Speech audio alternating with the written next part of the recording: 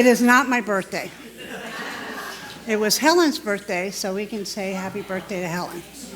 So, and Helen's sister, her twin, Leslie. All right.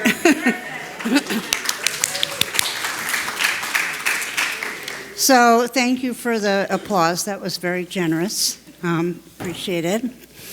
So I want to say good evening to everybody, and I'm glad you're all here, even though we had such a deluge earlier. Remember last year we had the tornado and nobody showed up? Thank you for showing up. So I want to thank tonight Susie and John Littlefield.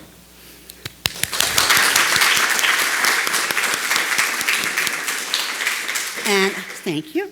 And Lisa Donahue, who have sponsored this program. And I also understand that Mary Jo Rubin has brought us something to eat. So thank you, Mary Jo. So I have to remind you all that the brick campaign is winding down for now. We're going to continue to do this all year, but we're putting it in order. So we'll get our first bricks back soon, and they'll be laid out in the walkway for you all to see. So if you want to be in the first wave, get your application in now. The application is at the front desk or online at Tales of Cape Cod. So I don't know why I'm out of breath, but I am. We're very privileged and are thankful for Titcomb's Bookshop that has been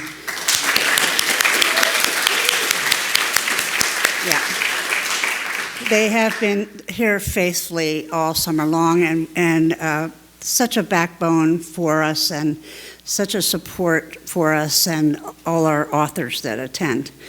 When Vicki Titcomb asked me to introduce this evening's speaker, I was thrilled to have her step in. So Vicki was employed in museum work in Delaware and Maine when she was called to duty in 1991 and returned to the Cape to work with her family and to manage the bookshop that's in East Sandwich. And we all know what a treasure that bookshop is. So I'm so honored and very thankful to have Vicki here to introduce her friend, Ben Shattuck.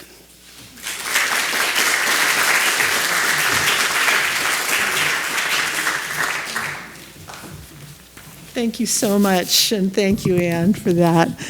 I have to say, when I heard that Ben was coming, I was so excited, and I called and I said, is it okay if I introduce him? Because I am such an admirer of his work.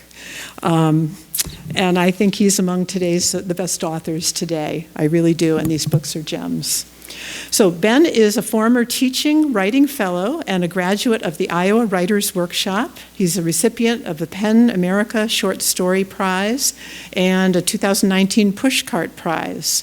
He's here to talk about his books, The Six Walks in the Footsteps of Henry David Thoreau, which is so much more than a recounting of what Thoreau did. It's just a very deeply personal story and beautifully written. For those of you, I see nods just across the room as I say that. It was a New Yorker Magazine Best Book of 2022, a Wall Street Journal Best Book of the Spring, New York Times Best Book of the Summer, and a New England Indie bestseller.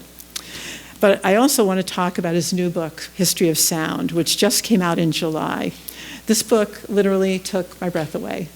And I imagine those of you who have read it, many of you felt the same way as well. It's just utterly brilliantly written, very moving, and completely unforgettable group of linked short stories, solidly grounded here in New England over a course of 300 years. And I hear rumor that there might be even a movie coming, which, yay.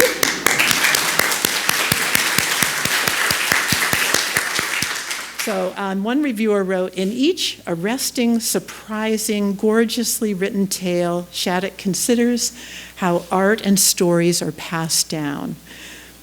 how they are misconstrued and lost, how love can be tragic and insufficient, how chance meetings and buried secrets resonate.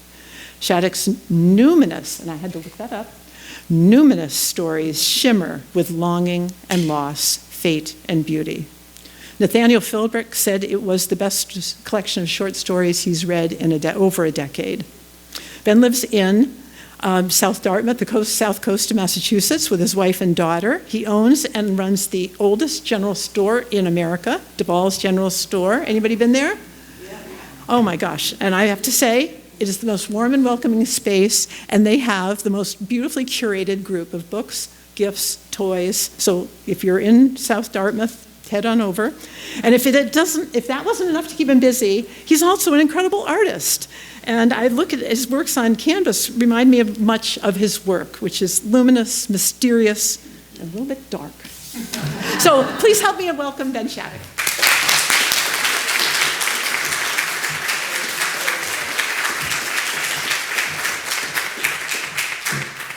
My gosh, thank you so much. I love to hear the ripple of murmuring with the oldest general store in America. I feel like I know my crowd now. If that was a hit. Duval's General Store. It's where my great grandmother used to buy her wheels of cheese. We've lived in the same town for a while. My brother and I used to buy penny candy there, and now my brother and I own it together. It's about an hour away, and it's full of surprises, especially construction surprises. This is such a great group. You can really feel the electricity in the room, and that's not just a storm that passed by. Wait, so you're saying there was a tornado last time that there was a speaker? Is that what did Ann say? Yeah, okay. What is going to happen next time? Like a flood? I'll lift this up a little bit. So, yeah, this is going to be a hodgepodge of a reading event, I think. Because I'm actually in the middle of a book tour for this book, The History of Sound, which is a collection of short stories spanning 300 years in New England. They're paired stories, so every story moves through with a pair that connects to the past or the present. And it is historical fiction, and I use the term historical fiction pretty loosely but specifically. I think any story that even involves or is set in the present day, that involves the history as a fulcrum of the story, as a way to move the story forward, I'd consider historical fiction. And there was years ago, it makes sense that most of my writing life, whether it's nonfiction or fiction, is set into the past. I live in a town not unlike this one, where I grew up, it was as if the town had crouched and time just stepped over it a little bit. I grew up in this chain of 10-mile radius of these farms where they were still baling hay in square bales, so the biggest event of the summer was anybody would gather around and put all the hay bales in the shed. I remember being 10 years old and driving a truck when I was too small to lift the hay bales, and then later when I was a teenager, we'd all lift the hay bales. Fiddle players would arrive after all the hay was put in the barn, and we would, I went to contra dances and learned fiddle tunes way before I ever went to a school dance or went to the mall. We had a TV with one channel. I harvested mussels and clams for dinner. I knew how to shoot ducks. I just grew up in a strange little time warp. So when I reached into the writing world, it was Thoreau that really touched me. It was historical fiction that really touched me. It was stories that took place mostly under candlelight instead of under artificial light. There's something, I think, really beautiful about historical fiction and history in general, and I've talked a lot to Nat Philbrick about this too, where it's like there's two types of historical fiction. There's two types of understanding history. There's the one type, and then I'll get to the reading. The one type that feels almost like a theme park. It's almost like fantasy writing. Instead of dragons and knights, you get corsets and lanterns.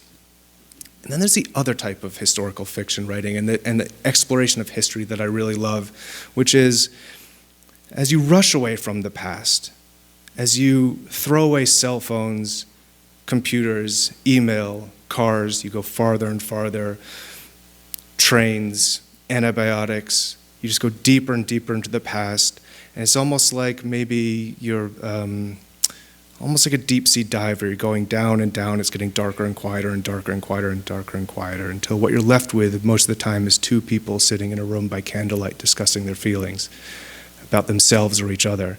And it's this beautiful, quiet, minimalist place in which you realize, to your great surprise, that they're talking about feelings that are almost identical to the ones we have. Not broadly emotional feelings like I feel sad or angry, very specific feelings like this is what it feels like to be estranged from my son in 1793, and this is what it feels like to be estranged from my son in 2024.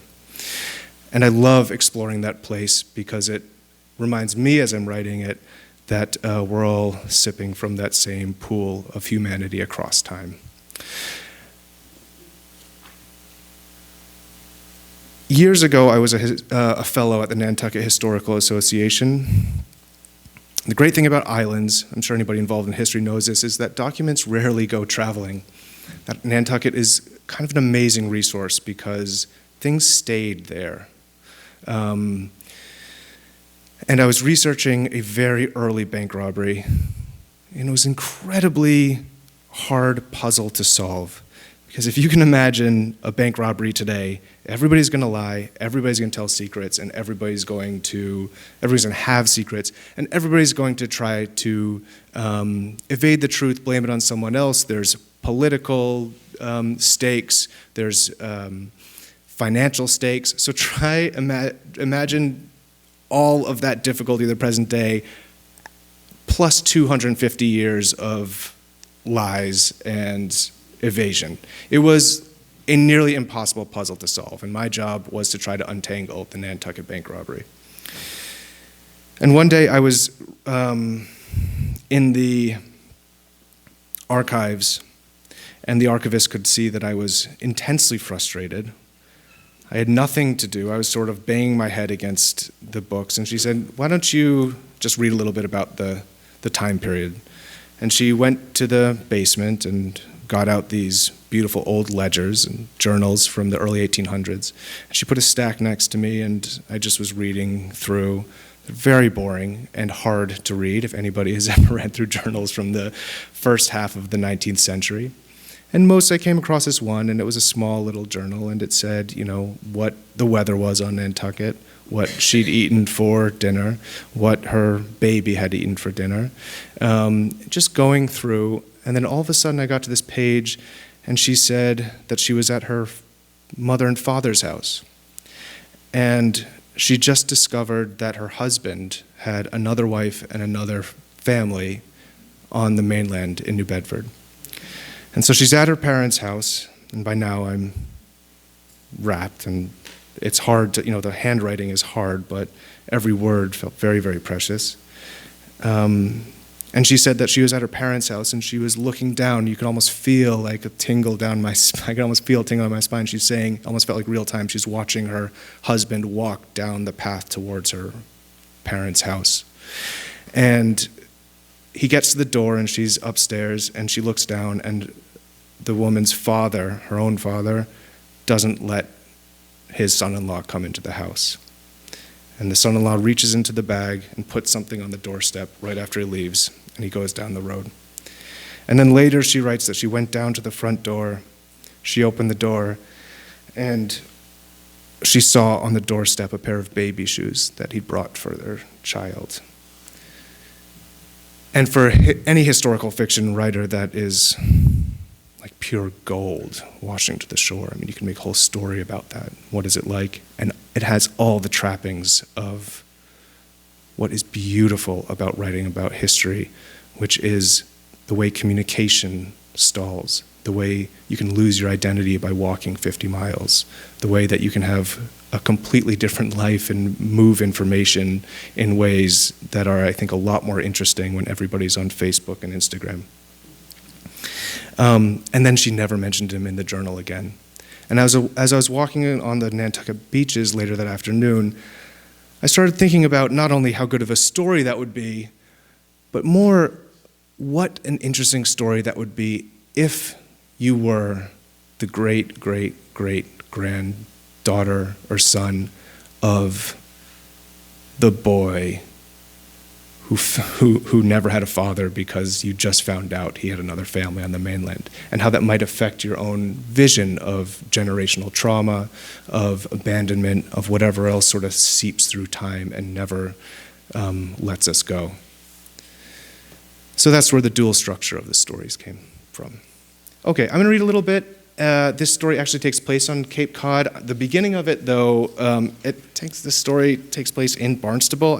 This is the first place I've read the story in the town where it takes place. But sadly, you're going to have to get the book and read the story if you want to read about the Barnstable section, and read the beginning, which takes place in Cambridge.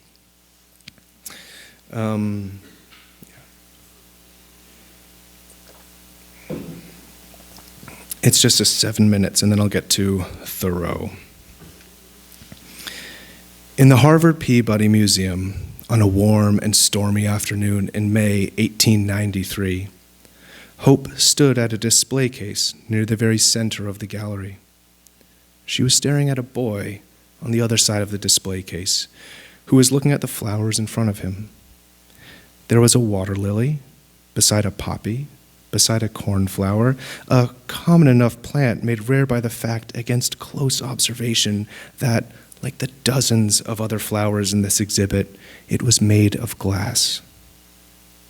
She folded and unfolded the pamphlet she'd gotten at the entrance, the Blaschka models of glass plants it read on the front, and inside detailed how the flowers had been crafted over the small flame of a paraffin lamp, how long it took Leopold and Rudolph, the father and son jewelers from Bohemia, to build each petal and stem and root and thorn out of nothing but melted stone over wire and touched up with a little paint. The boy was identical to Sam, her former husband whom she hadn't seen in over a decade.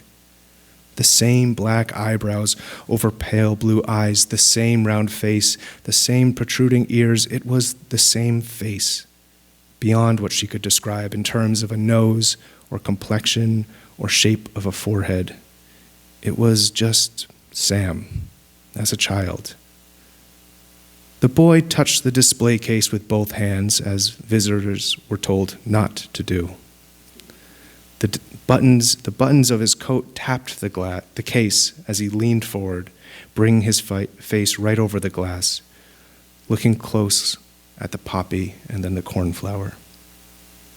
Hope folded and unfolded the pamphlet again.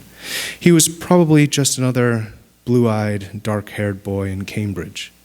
At most, maybe a distant relative of Sam's. There was also the remote and frightening possibility, but reasonable because of this near-perfect resemblance, that this boy was, in fact, Sam's, from his other marriage. The opening of the glass flower exhibit had attracted people from across the state, she read in the paper. Maybe Sam had come with his other family, on the train, all the way from Pittsfield. Maybe he was somewhere in the museum right now. And finally, there was this third possibility, the one that had shocked Hope into stillness at the side of the display case, that she was standing across from Eli, from her son, whom she hadn't seen since he was a baby, 12 years earlier, when she'd left him with her brother and sister-in-law on Cape Cod. She looked over her shoulder, turned, afraid to see Sam in the room, even more afraid to see Davis and Annabelle. But she saw only her husband, Harold, still reading the exhibition description on the far wall, and an elderly couple, arm in arm, standing in front of the orchids. Maybe the boy's parents were in the next room. Hope would see them, see that they were not Sam and his wife, or Davis and Annabelle, and that would settle the matter. She heard Harold's footsteps behind her. "Can you believe these?" he said, touching her elbow. "How is it possible these are made of glass?" "I know," she said, and nodded. The boy looked up at Harold, then at her. The resemblance to Sam struck deeper now that he faced her. She smiled, said nothing. When Eli was a baby, there was something about him that looked like her own father, and nothing like Sam. The boy withdrew his hands from the glass, turned away from the display case, and moved to the next room toward the Hall of Birds. Maybe it was best to leave the museum now, Hope thought. The boy's hands had left thin, oily streaks on the glass. Under the streaks was the water lily. The roots were coated in fine gray hairs. The father or son glassmaker had crafted the roots with as much attention as he had to the blossoming white flower and its cupped yellow organs, which were together beautiful enough to be a piece of jewelry as they were snapped from the stem. Harold touched her shoulder. "Ready to go?" he said. Years earlier, Harold had been her art teacher at Wellesley. He had proposed to her the day after she graduated. They now lived in a modest house Harold had bought with his savings. She had a studio. She had a garden. They spent summers in Gloucester. He was a good man. That's what everybody who met him said. He was an agreeable, sweet man, if not particularly handsome or conversational. The past years had been pleasant. No disruptions or excitements in their union, which she took only as good fortune. She had not told Harold about Eli or about Sam or her years in western Massachusetts at the orchard where she'd met Sam, or even that she had a brother. As far as Harold knew, both their parents were deceased, and she never wanted to go back to her family home in Barnstable ever again. That was all true, if incomplete. She never imagined the time would come when it would be necessary to say anything more than that. If she had told him about her past, she was sure he would have rescinded his proposal. By keeping the truth from him, she was protecting Harold from his own bad judgment. He was happy with her. "Let's keep looking," Hope said, watching the boy turn the corner out of view. It couldn't be Eli, she thought. She would know. Some instinct would tell her that he was her son. "It's your day," Harold said. As they walked out of the glass flower exhibit, she paused at a pea shoot fixed to the wall. A semi-translucent tendril, pale buds. This one had been made by the father, Leopold. All she could think, from one flower to the next, was what Harold had said. These couldn't be made of glass. Maybe that was the trick, that Leopold had discovered some material characteristic of plants, that stems and flowers were akin to glass, best described in glass, shared a property of glass, like, as Harold first told her in class, how oil paint had been invented to look like human skin. She let a reasonable amount of time pass before she turned away from the peas and followed the boy into the Hall of Birds, where, when she saw his parents, she would know that it wasn't Eli, and she could leave. "I'll stop there. Thank you."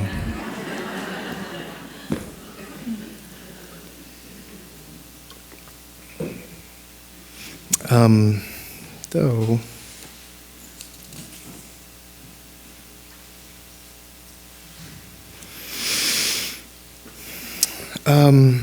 so if anybody has any questions after about the interplay between historical fiction and nonfiction, I'd be happy to answer it. Or if anybody's a historical fiction writer and has questions, comments, deep concerns, I'm happy to hear those too. Okay. How many people are, I'll just jump right into Thoreau right now. Why not? How many people are Thoreauvians or lovers of Thoreau? Okay, right. That adjusts how much I'm going to introduce Thoreau. But for the rest of you, Henry David Thoreau, I think, is one of the most misunderstood and overused author in the high school curriculum. I think it's a crime to give high school kids any of his books. I think especially Civil Disobedience or Walden or anything that's meant for publication. I think his journals are truly some of the most extraordinary nature writing. examples of nature writing we have, and it took me a really long time to see that. I hated Thoreau when I was younger, and a very unfortunate event happened, a series of unfortunate events, about, let me see, when was this book published? I don't know, under 10 years ago, where in 1 year, my girlfriend of 6 years and I split up. I did not have any discernible work. I cut off the top half-inch of my writing hand's finger because I was moving boats for the winter, and a boat came down my hand and the gunnel just took off my top of my finger. I got terrible, terrible Lyme disease and started losing my short-term memory. And so I was sitting in my parents' house, not able to put on my socks because I could only use one hand, with Lyme disease. It was a bad time. And anybody who has had a bad time, you'll know that sometimes all you want is somebody just tell you what to do. You're just like, I give up. Somebody just tell me what to do, where to go. And for some reason, this young man, and I always refer to Thoreau as a young man now because he died at 44, which is also a shock because he writes with such extreme wisdom. This young man who wrote so long before I was alive, for some reason spoke to me more clearly than any of my friends or family did. And in a large part, that was because my dad got me a book of Thoreau's journals for Christmas. And so it had been by my bedside table, and my parents' house doesn't have internet, if you can believe it. And so there was nothing, my phone wasn't working, there was nothing to do, I can't stand watching television, so I just was in bed picking up pretty much any book that was in reaching distance, and I picked up Thoreau's journals and begrudgingly started to read them, and it was as if my mind split open, and I saw him for the first time for the truly, what is it? I don't even know how to describe the experience of reading his journals, except I did write a book about it. Something about, it was like, whether it's his natural intelligence, his relationship with his sisters and his family, his relationship with Ralph Waldo Emerson, whatever happened, it was like it's like his vision and his consciousness was like glass that was sanded down to create a lens, and wherever that lens turned, just pure beauty came into focus and filtered through, and he saw with such clarity, and with a way that is familiar. I think Thoreau's ideas aren't old-fashioned. I think they're timeless, and they come up every once in a while, whether it's the Transcendentalists, whether it's Gandhi, whether it's, it just keeps going and going, whether it's lots of, religious movements, whether it's experiences with hallucinogens. There's just so many examples where it's almost like these people are touching something about the universal human experience and the interplay between nature and humanity that Thoreau was touching and describing in one of the best, in ways that really affected me. So, okay, this has got to get going. I'm just gonna read the very beginning, and then we can open up to discussion if you want. I'll start from the beginning. This is called Cape Cod. The idea to follow Henry David Thoreau's walks came while I was standing in the shower at dawn one May morning, listening to the water drill my skull and lap my ears, wondering what I could do to stop the dreams of my past girlfriend. This was years ago, in my early 30s, when I couldn't find a way out of the doubt, fear, shame, and sadness that had arranged a constellation of grief around me. In this last dream, the one that got me into the shower at sunrise, she was in labor. I dreamt that she had a husband, dark-haired, wearing a red shirt with sleeves rolled to his elbows, who stood bedside, gripping her hand while she breathed. I stood against the wall, touching a white handkerchief that I wanted to offer them. She looked up at her husband. He closed his hands over hers. I wanted to leave the room, but stayed because my legs weren't working just then. I kept touching the hem of the handkerchief. The baby came. There were 3 of us in the room, and then suddenly 4. In the shower, between the scenes of the birth, came to me images of a young, bearded man standing on an empty beach, wind whipping his coattails, the ocean pounding in front of him. He was smiling, plainly happy. I saw him crouch to pick up a bone of driftwood. I saw him in a lighthouse, writing in his journal by flickering candle flame, wading through dune grass, walking stick clocking with each step. It was Henry, pictured from his book, Odd, which I'd been reading every night that week. I stepped from the shower. Out the window, the tide, set higher than usual by some phase of the moon, drowned the marsh grass. The blush of sunrise candied the water pink. Living by a salt marsh on the southern coast of Massachusetts, I noticed the passing of the day divided by the floor of the landscape dropping and rising. High tides like this feel favorable, as does anything overfull, a waterfall, a blooming peony, snow-bent tree limb, spilt milkweed seeds. The high tide felt purposeful then, the ocean leaning in, urging. I dressed quickly in my bathing suit and a sweater, made a cup of coffee, emptied my backpack on the kitchen table, and filled it with a loaf of bread, a brick of cheddar cheese, 3 apples, a bag of carrots, a rain jacket, and my copy of Cape Cod. I knew then, going to Cape Cod.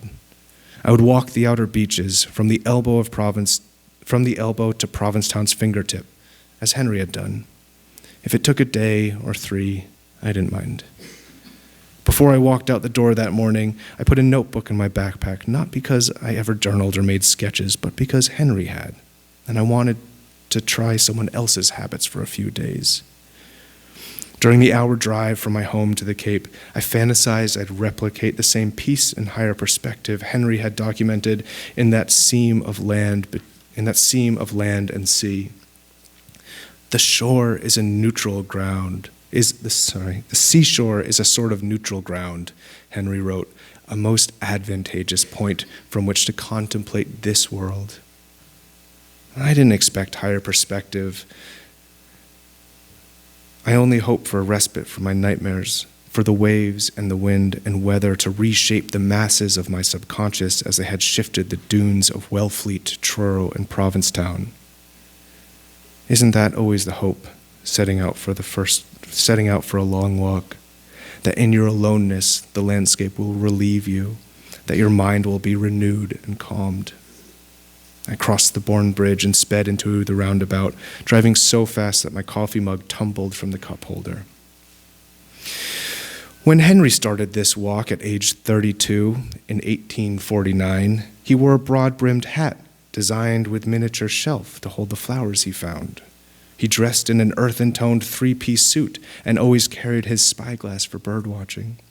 His knapsack was rigged with a compartment for his books, one for pressing flowers, his sewing materials, his fishing line, and a handful of fishing hooks.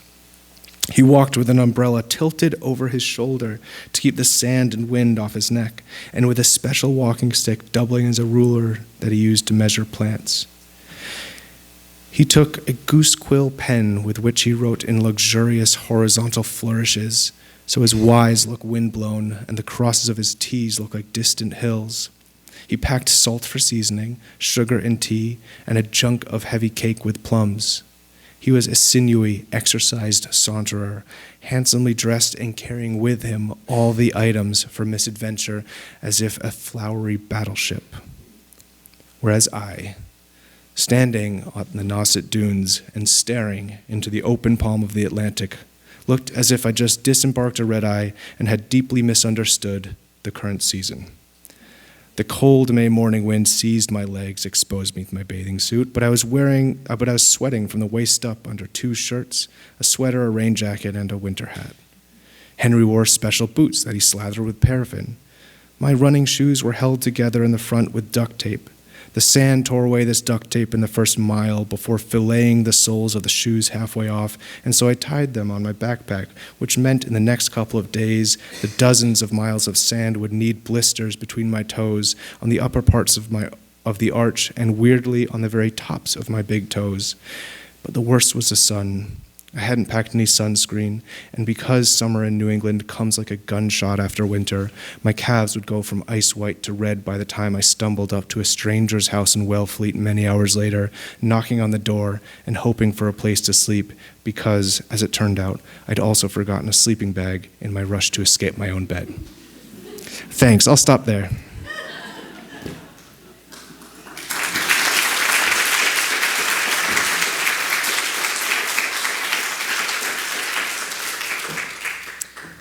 Any questions, advice on hiking? In the back, yeah. Thank you very much. You're welcome. I was wondering if you could help us with sort of a quandary I always had. Yeah. Authors like yourself.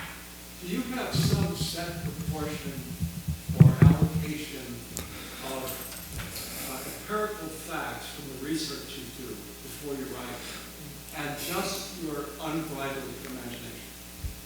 Is there a balance?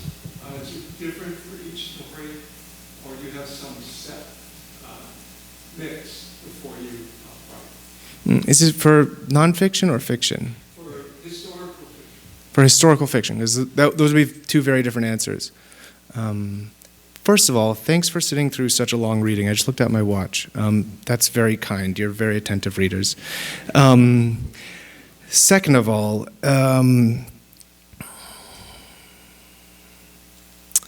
so much, I was talking about this before, but so much of historical fiction, I think when you reach a certain point, you realize it's a subtractive rather than an additive process.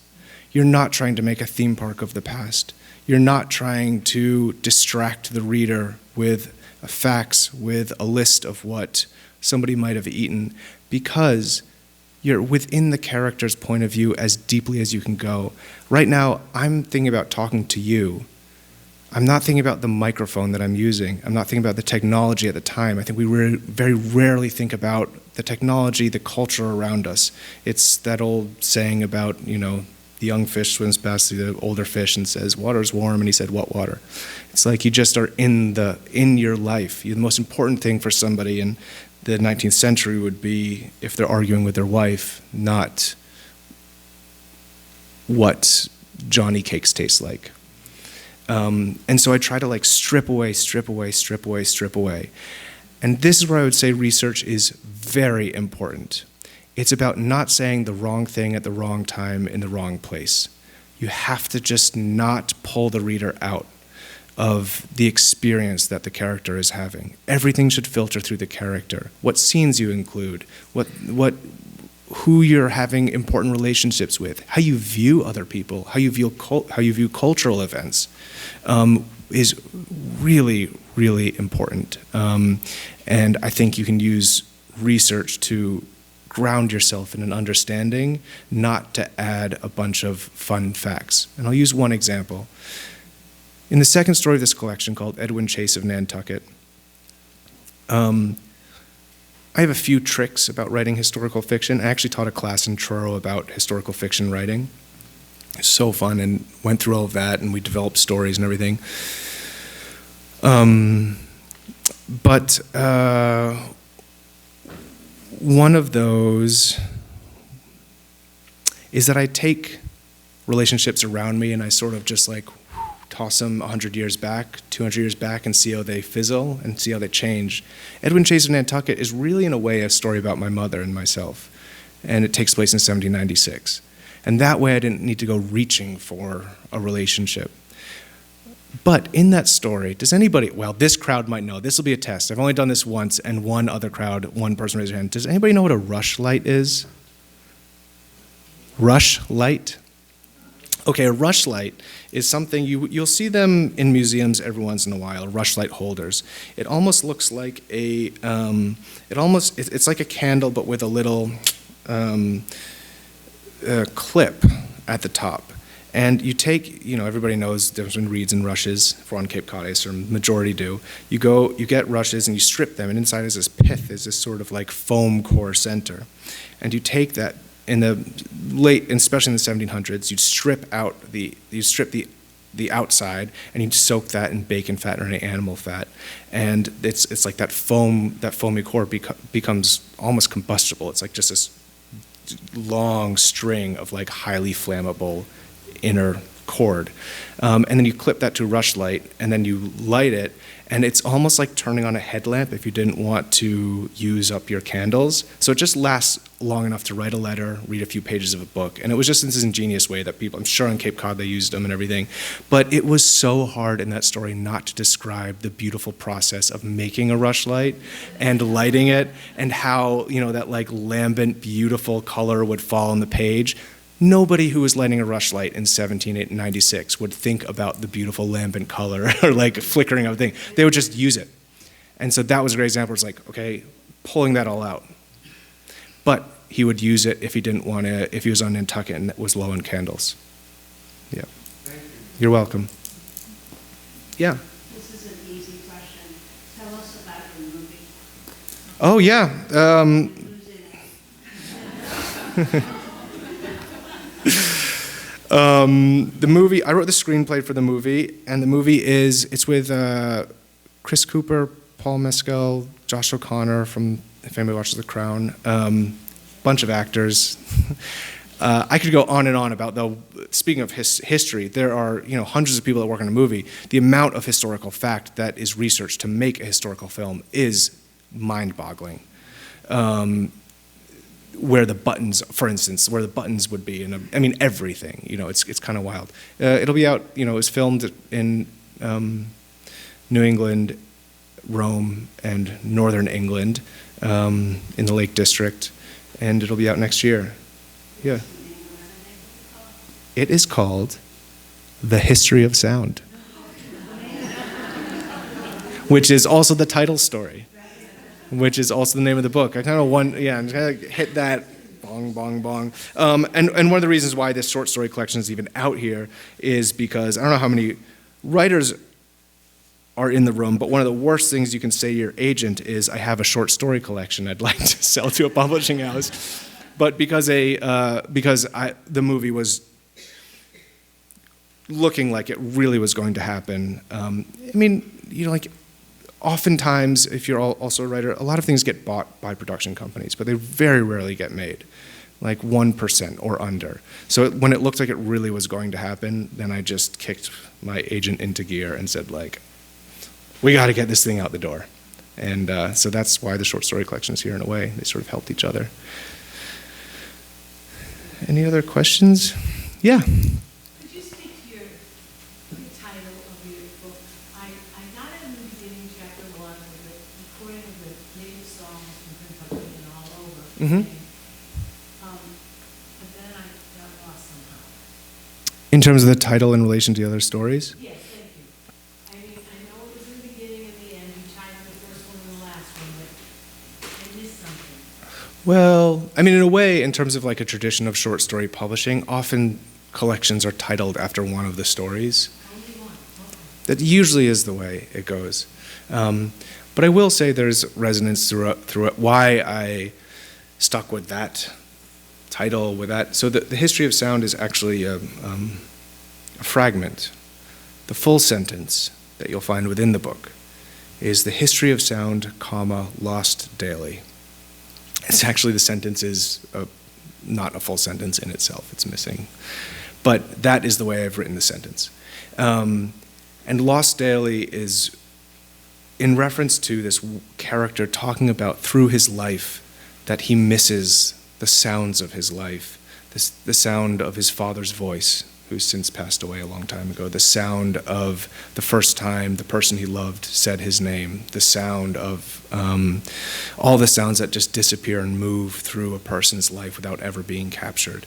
And that is a microcosm for I would say, like the philosophy of the book, of the book of historical fiction, which is how history filters through and is lost and captured at almost a random, in almost a random way, and stories arrive and crystallize in random ways too, and how the history of sound, that so much is just lost. When the story, The History of Sound, came about, this maybe goes back to your research question. I read this fact that Edison, of the many, many things that Edison gave us, the phonograph was the only one that went from concept to paper to a mock-up, and it just worked. It was as if he received a transmission from the divine. It just worked. He thought about it, put it down, his engineer made it, played back, and it was the first time in history people had captured sound. And he never thought it would be for music. He always thought it would be for final will and testament or for capturing a life. So you'd record your child as a baby, and then as a kid, and then older, and then you could have these like almost like full sound histories of a person's life, and that quickly went into music. But that concept of everything that is not on the cylinder being maybe the most important stuff was part of the driving narrative of the story. That's very clear, thank you. Yeah, you're welcome. Yeah. So you spoke of the, your experience in the more rural and sort of, outside of the hustle and bustle of contemporary life as a child growing up. So I was wondering how you made the transition from that experience to becoming a writer. I think it's a pretty smooth transition because I didn't know if your parents had encouraged you to write stories or yeah, I mean just a natural inclination. my mom is a gallery owner. My dad's a landscape painter. There's a painting in our house from Aaron Draper Shattuck, who's a Hudson River School painter. Like the family is just filled with art. We're like it's when my brother wanted to study economics at school, we were like, what? Why wouldn't you want to go into the arts? Like that's where all the good stuff is. He's very happy, but yeah, I think it was so normalized. It kind of felt like being the butcher's son and taking over the job. It just felt like, because I saw my dad, how he treated landscape painting like it was a job, and painting was my whole life, and I was showing in galleries way before I ever started writing. There's a very specific transition period into writing. It doesn't address so much your question about growing up. I think growing up, that material is fuel for the engine once it started, because I think any writer will know the line between a memory and a thought and a dream and a scene of fiction is so thin. It's razor thin. I only write in the mornings. I never eat before I write, and I always try to enter almost a dream state, because writing feels like lucid dreaming to me. You are trying to describe invented places with being informed by reality. It feels very dreamlike. So that childhood, I can easily reach back, and I know exactly what it looks like for somebody in the 1800s who might see a November snowstorm coming over a sunlit salt marsh, because I remember that very clearly, or like what the pine trees moving in the wind looks like, because I remember that very clearly. That's another trick I use in historical fiction. Don't set things in rural settings, because it's way easier to describe a beach on Nantucket than it is downtown Manhattan 1780. And I just had access to that. But I went to Cornell and I was always a huge bird watcher when I was younger, so I was really involved in the Cornell Lab of Ornithology. And after college, when I was sort of looking for things to do, I became a research assistant for many projects. I did Arctic terns in Maine and western bluebirds in Carmel Valley, and swallows and Ithaca and everything. And I feel so bad for younger folks these days. This was 2010, and at the research stations, there was no internet, there was no iPhones, there was nothing to do. So at night, I remember so clearly, I was in the Carmel Valley in California at UC Berkeley's research station doing a project on bluebirds and acorn woodpeckers, and there was nothing to do at night. And I had been reading Jim Shepard's story collection and Andrea Barrett's short story collection. Andrea Barrett, I think, is the best short story writer that's ever walked the earth. And I was so inspired that I just, after dinner, would sit down. When I got all my research material, my data in, I just started writing short stories. Yeah. Yeah. Can you tell us more about your walk in the footsteps of Henry David Thoreau? And did you did you feel in communion with Henry David Thoreau as you were walking, or did you have run-ins with owners of private beaches, or? Is that the question? Yeah. One day, that's all. Yeah. Oh, yeah. Well, it wasn't as bad as I thought. I mean, also Thoreau, like, it's so funny. You take Thoreau's walks, and if anybody is familiar with the White Mountains, or, I've hiked in northern Alaska and Wyoming and wherever, and then New England, it's like, this is not that bad. The hike, Thoreau, that's not what they were about. I mean, especially in Katahdin, I don't know if anybody's read Katahdin, but, or Maine Woods in the Katahdin section, when Thoreau gets to below the summit and he doesn't go up because of the bad weather, he talks about it as if he's just hiked Mount Everest. You could get up, I got up there in an hour and a half. Like, it's not very far, but I think part of Thoreau's writing and the way he's experiencing the world is not so much about the endurance or the difficulty of the trails themselves. I mean, he famously never really left Concord. In terms of the walks, what can I say about that? I did feel close to him, especially I'd bring his journal and I'd read, what is it today, the 26th of August? You can go back to his selected journals and open up the page to August 26th, and you will see a description of something you see outside today. It's really, I love doing that. Sometimes he misses days, but, in many years, when he's 35, 28, 41, and you can sort of just follow along the year with Henry David Thoreau. But one thing that was really missing is that with Thoreau's writing, and this is a lot about, this also ties back into the Transcendentalist project, is that experiences in nature, not only was it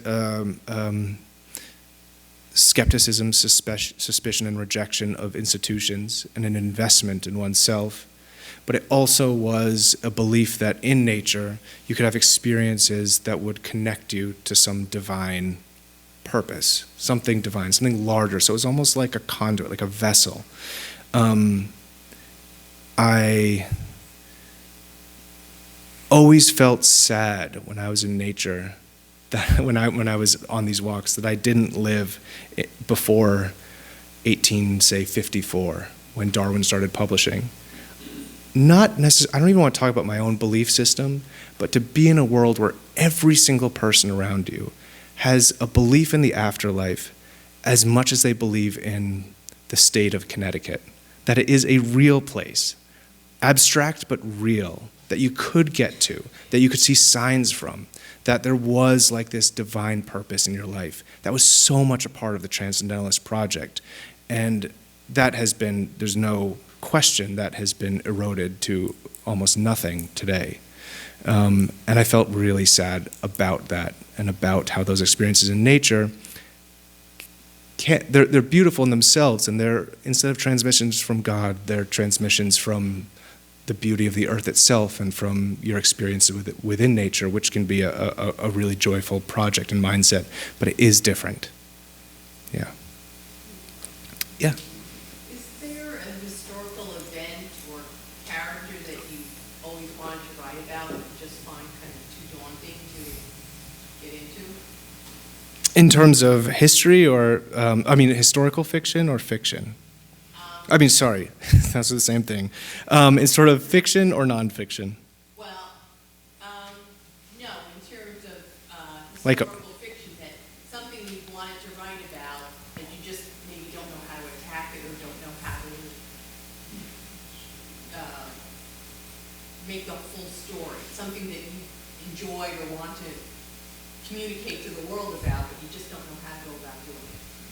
Because that to me is Thoreau, and it's hard to kind of translate that modern day to back then, and you've done a great job of it, and I just was wondering if there was something else that you've got percolating. I don't, and the Thoreau project was almost an accidental project. I really just started taking the walks, writing notes. Those turned into sentences, into paragraphs, into pages, into an essay that then got expanded.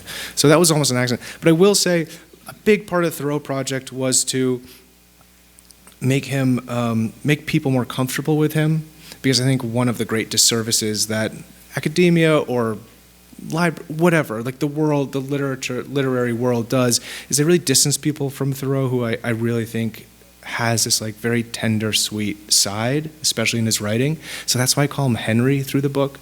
If you notice, I don't call him Thoreau. I think you say Thoreau and it's sort of startling. And there's so many vowels, you don't know if it should be Thoreau or Thorough. It's kind of like bureau. It's like, we say, why are there 3 names? Oh wait, he changed his name. Dave, it's like Emerson. It's just intimidating. And then so I wanted to make people feel more comfortable. I think this book is like an amazing, it's a really good gentle on-ramp to Thoreau's writings because I cherry-picked some of the best passages. Like, one of them I still think about is when he wakes up one morning and the first thing he writes is, I must accept my life as passively as a willow leaf that floats through a stream.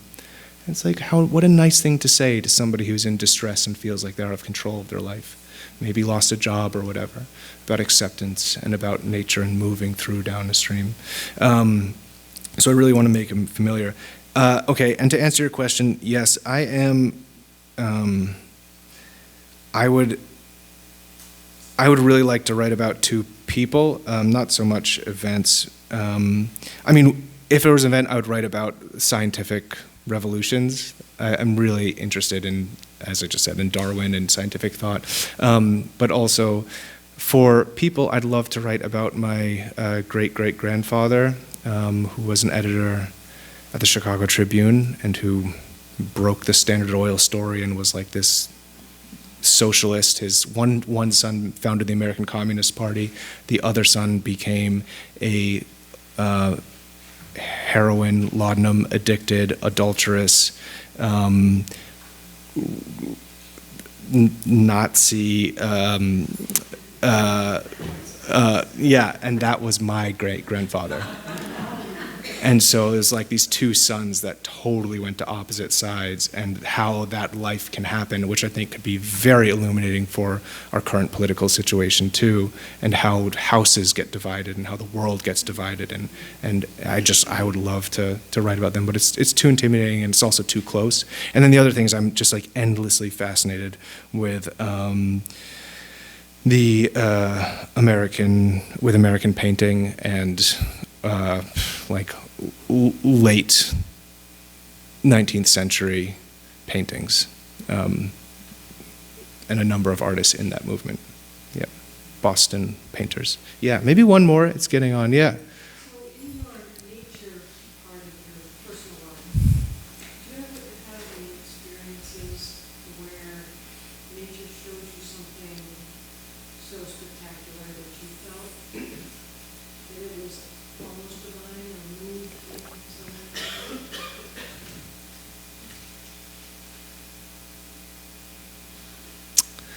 I remember having a lot of experiences as a child that felt like that.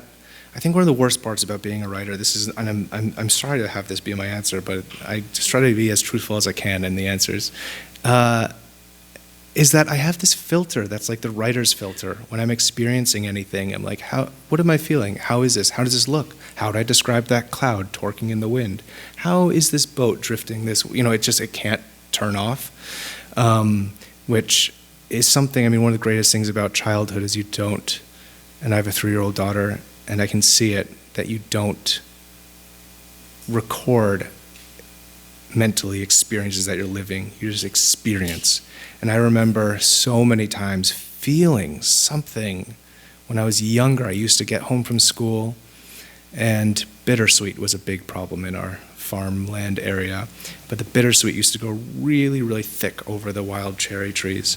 I used to get home from school, finish my homework so I could have enough time to crawl under these stone walls, up the base of a cherry tree, which, the wild cherries, they have big, gentle limbs you can climb up, and poke my head through the bittersweet, and then crawl along the bittersweet and make like almost a nest and lie on the nest and be totally hidden from my parents and just held by this web of bittersweet.